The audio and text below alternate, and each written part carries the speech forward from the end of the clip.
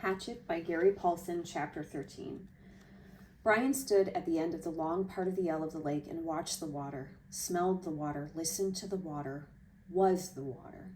A fish moved, and his eyes jerked sideways to see the ripples, but he did not move any other part of his body and did not raise the bow or reach into his belt pouch for a fish arrow. It was not the right kind of fish, not a food fish. Food fish stayed close in the shallows and did not roll that way, but made quicker movements, small movements, food movements. The large fish rolled and stayed deep and could not be taken, but it didn't matter. This day, this morning, he was not looking for fish. Fish was light meat, and he was sick of them. He was looking for one of the foolish birds. He called them fool birds. And there was a flock that lived near the end of the long part of the lake, but something he did not understand had stopped him, and he stood, breathing gently through his mouth to keep silent, letting his eyes and ears go out and do the work for him. It had happened before this way. Something had come into him from outside to warn him, and he had stopped. Once it had been the bear again. He had been taking the last of the raspberries, and something came inside and stopped him, and when he looked where his ears said to look, there was a female bear with cubs. Had he taken 2 more steps, he would have come between the mother and her cubs, and that was a bad place to be. As it was, the mother stood and faced him and made a sound, a low sound in her throat to threaten and warn him. He paid attention to the feeling now, and he stood and waited patiently, knowing he was right and that something would come. Turn, smell, listen, feel, and then a sound, a small sound. And he looked up and away from the lake, and saw the wolf. It was halfway up the hill from the lake, standing with its head and shoulders sticking out into a small opening, looking down on him with wide yellow eyes. He had never seen a wolf, and the size threw him, not as big as a bear, but somehow seeming that large. The wolf claimed all that was below him as his own, took Brian as his own. Brian looked back and for a moment felt afraid because the wolf was so right.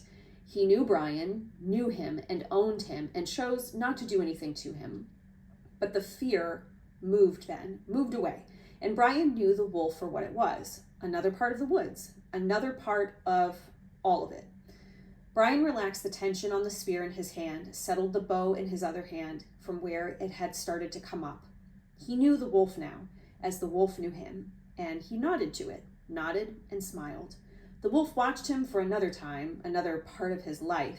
Then it turned and walked effortlessly up the hill, and as it came out of the brush, it was followed by 3 other wolves, all equally large and gray and beautiful, all looking down on him as they trotted past and away. And Brian nodded to each of them. He was not the same now. The Brian that stood and watched the wolves move away and nodded to them was completely changed. Time had come. Time that he measured but didn't care about. Time had come into his life and moved out and left him different. In measured time, 47 days had passed since the crash. 42 days, he thought, since he had died and been born as the new Brian. When the plane had come and gone, it had put him down, gutted him, and dropped him and left him with nothing. The rest of that first day, he had gone down and down until dark. He had let the fire go out, had forgotten to eat even an egg, had let his brain take him down to where he was done, where he wanted to be done and done, to where he wanted to die. He had settled into the gray funk deeper and still deeper until finally, in the dark, he had gone up on the ridge and taken the hatchet and tried to end it by cutting himself. Madness, a hissing madness that took his brain. There had been nothing for him then, and he tried to become nothing. But the cutting had been hard to do, impossible to do, and he had at last fallen to his side, wishing for death, wishing for an end, and slept, only didn't sleep.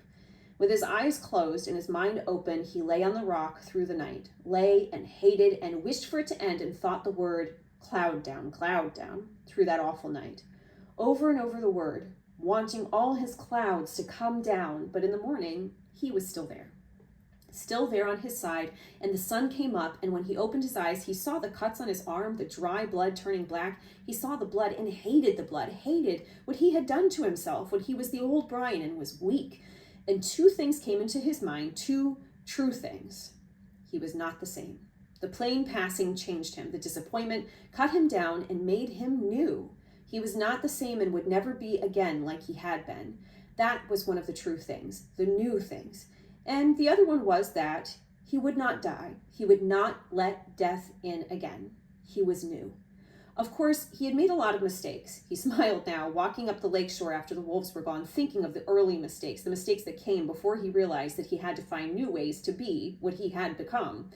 He had made new fire, which he now kept going, usually using partially rotted wood because the punky wood would smolder for many hours and still come back with fire. But that had been the extent of doing things right for a while. His first bow was a disaster that almost blinded him. He had sat a whole night and shaped the limbs carefully until the bow looked beautiful. Then he had spent 2 days making arrows. The shafts were willow, straight, and with the bark peeled, and he fire-hardened the points and split a couple of them to make forked points as he had done with the spear. He had no feathers, and so he just left them bare. Figuring for fish, they only had to travel a few inches. He had no string, and that threw him until he looked down at his tennis shoes. They had long laces, too long, and he found that one lace cut in half would take care of both shoes, and that left the other lace for a bowstring. All seemed to be going well until he tried a test shot. He put an arrow to the string, pulled it back to his cheek, pointed it at a dirt hummock, and at that precise instant, the bow wood exploded in his hands, sending splinters and chips of wood into his face. 2 pieces actually stuck into his forehead just above his eyes, and had they been only slightly lower, they would have blinded him. 2 stiff mistakes. In his mental journal, he listed them to tell his father, listed all the mistakes.